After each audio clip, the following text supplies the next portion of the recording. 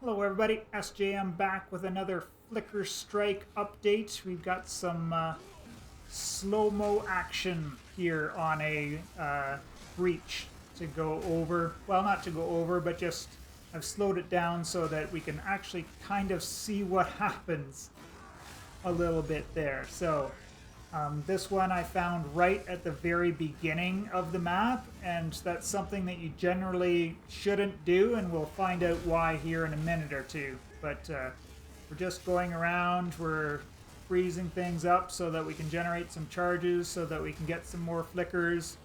Goes by really, really well with the breach, because even after the updates that dropped there yesterday, we do have still quite a good density in these when they go off, and you've got the room to maneuver around. You're not stuck in a tiny little corridor, but we skirt around the edge there and flicker away on all of the mobs that keep spawning. But here we find out that because I didn't clear the map around it earlier, I get pulled way away from the breach. So lessons are always being learned, I guess, as they say, right? There's always something more to learn. So, especially with Flicker Strike, the skill that you live by or you die by, right? Either it gives you everything that you want, or it takes everything away from you as well. So, shot me into danger more times than I care to admit to, but it's also given me, the biggest smiles on my face that I've had in quite a long time.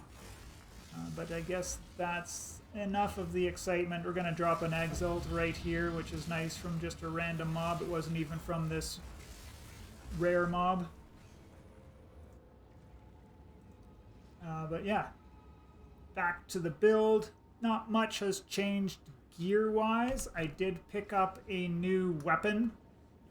Obviously, this we would need to keep upgrading all of the time, and I got pretty lucky. I grabbed this for just 30 exalts before the prices absolutely skyrocketed in the last 36 hours or so. So comparable staff to this now is probably going to run you close to 60 or even 100 exalts, depending on the DPS number that you're looking to go for. So when you're looking there, I've got the extension in here, but just look at DPS, and obviously with the cast on freeze setup, you want to have a good, decent cold damage base roll on there, so that not only your Flicker Strike, but also your I Am the Blizzard is providing you with the cold damage that you need to get the constant freezes to keep your meta gems proccing properly. Not much changed in the passive tree.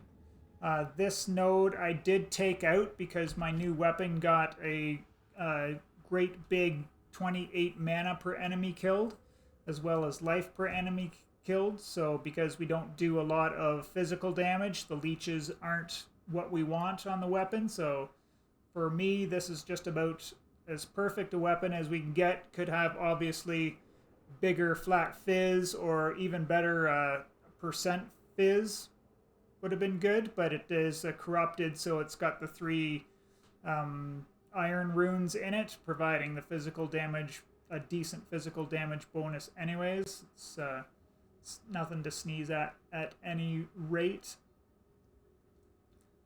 So yeah, I took these out, and I was having to use mana potions pretty constantly, like 5 or 7, maybe even 10 times a map, depending on how it all acted. Mostly because that 15% reduced mana cost, reducing the cost on all 3 of these, like 59, 52, and 45 mana, right? We're spending 150-ish mana when this cast on freeze procs, so that discount there is quite significant, and even with that mana per enemy killed, still didn't make up for how often this is proccing. So just something to consider there. Talk about the skills and qualitying up. Haven't I found a couple of the greater jeweler orbs, so to have 4 links, but that was when we had the other skills, so not even using those, so I don't even have any four support skills just yet. But we got lots of gem cutters now, so those are flowing in pretty nicely. So first and foremost, if you're living by the flicker, then you want to up the quality on it first to get the chance to not remove charges. Combined with the perpetual charge, we're at 55% now, so that gets us those bigger chains that hold on to your pants, because you're gonna fly halfway across the screen if it starts going off. I also changed out, I had conk effect in here for more damage, and changed it to magnified effect so that it can find enemies that are further away to continue chaining to. At least that's what I've been feeling when I change those around. And I just put the conk effect back into the Tempest Flurry, because we qualied this up to get the extra melee strike range. So we don't need to be stretching 3/4 of the way or all the way across the screen with Tempest Flurry, so I think having more damage on that, especially with this being our main boss killing skill, for me anyways, between Bell and Flurry, that was a change that I made that feels pretty nice. And then obviously close combat in here, because we're always within 1 meter, right, of any enemy that we're hitting with Flicker Strike. Tempest Flurry with the martial tempo and coursing current to spread extra shocks all over the place, just so that we have that extra damage to everything that's in the area. Charge staff with primal armament, ice bite, and conduction as before. Tempest bells still the same, glaciation, overabundance, and deep freeze. And we looked at this cast on freeze setup, the profane ritual, profusion, and impetuous combination for our power charge generation. Herald of Ice with cold mastery, cold infusion, and enervate. Whenever we explode the packs with our Herald of Ice, they're usually shocked, right? Because we Tempest Flurry, we coursing current, shocking or if we shock something with it, which is pretty good chance to. Not that I have a lot of shock chance in there, but it seems like it when I'm, even when I'm ramping up, everything seems to be shocked whenever we use the charge staff. So, or the Tempest Flurry, sorry.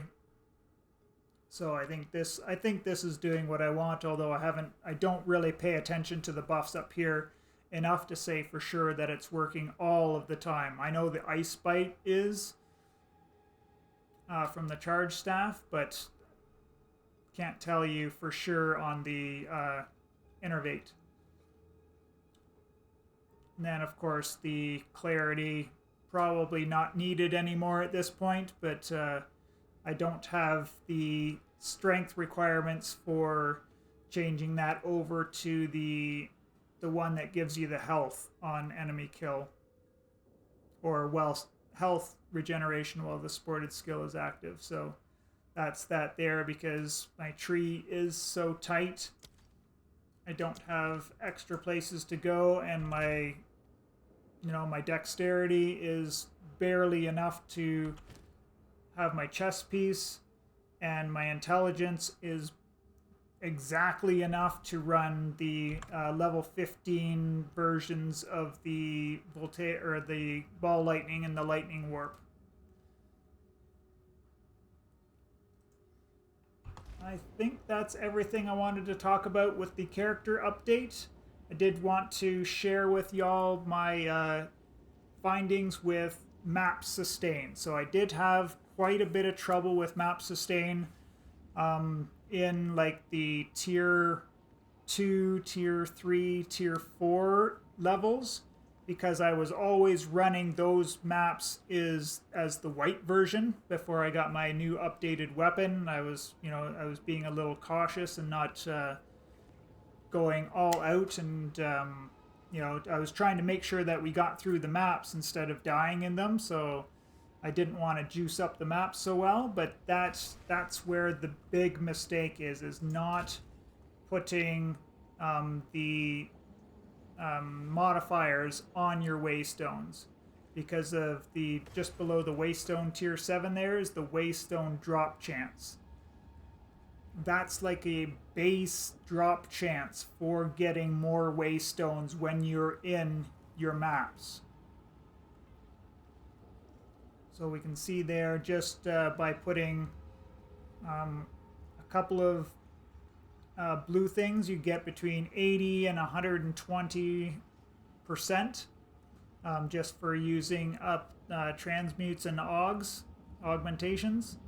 And then if you go out and you get them up into the rare zone, you get, like, this one's actually a little bit of a low roll because we didn't roll the proper, can't remember if it's prefixes or suffixes, but one of the two always increases your waystone drop chance. But then you get a few good ones on there, you can get like 270 to 350-ish% drop chance just with the proper rolls, and getting the, whether it's prefix or suffix, I forget which one it is, but getting that, and that, you go into a map like this, and you can come out with like 8 or 10 extra waystones. They might not be of the tier that you need, but at least the waystones drop. Whereas if you just run a white map like this, you're almost guaranteed not to get any waystones extra in there. And then the other big thing with the waystones, just give me a second here. Control U gets you to your Atlas skill tree. So the other thing that we can do to help with waystone upkeep or maintenance, upkeep, what is it I'm trying to say there? Sustain, that's the word.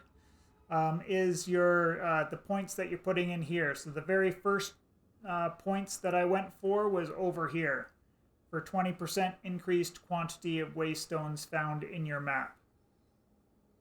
So this will obviously be a multiplier on top of the base chance that you get for your waystones to drop.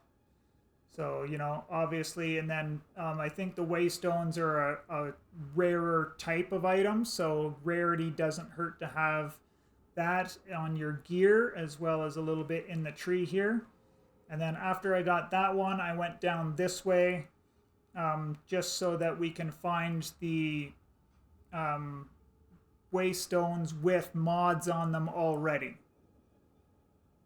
So that's what this one there does. And then obviously coming back down here, we get increased effect of the modifiers on our waystones, and then the higher tier chances. So this will help us, not only get waystones that we need for the current map tier that we're in, but also for the next tier that we're going to next.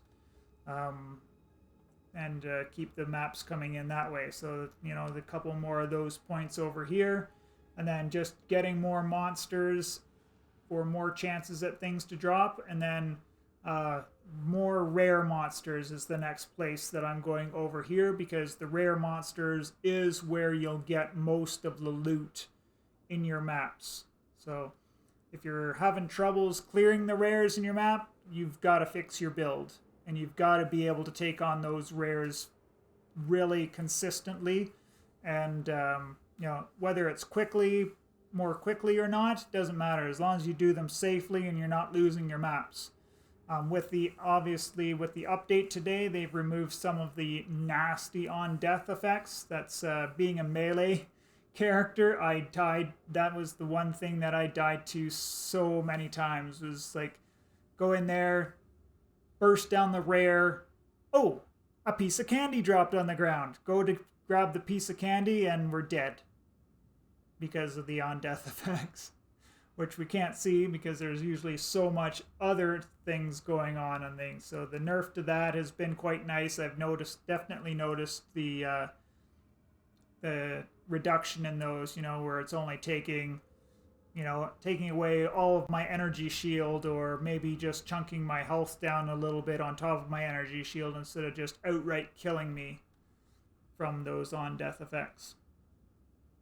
And yeah, there's also when you kill a rare, it's got a totally, I don't know why, but it's got an effect that just indicates that you killed a rare to let you know that you've reached towards the map completion progression, and it's not needed at all. So I think if they had taken that away or lessened that off of quite a bit, that would have helped with the dangerous on death effects. But what am I to say? Who am I to know? I'm just a lowly peasant player of the game here. No, just a filthy casual, I guess, as they say. Anyways, I think that's going to be it for this update. I appreciate you all for coming in and checking it out with me. And yeah, if you have any questions about the build, feel free to ask in the thing below, or check out Snoobay on Twitch and or YouTube. That's where I got the build from. That's where I'm basing everything off of. He's also got a build guide over on max roll, so that's I'll link the max roll guide down in the thing again, because that's even though it's not it's not actively kept, it's a nice little baseline to look at for what you want everything to be for the build. Anyways, I appreciate you all, and we will see you in the next one.